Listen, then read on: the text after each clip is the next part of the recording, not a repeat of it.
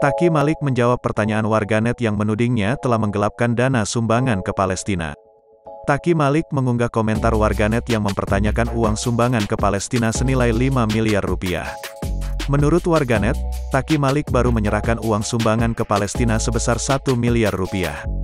Baca informasinya lengkap dan gak dipotong, tulis Taki Malik dikutip Kamis, tanggal 27 Mei tahun 2021. Di salah satu buktinya, Taki Malik menyebutkan, dana 1 miliar rupiah sudah ditransfernya ke PMI.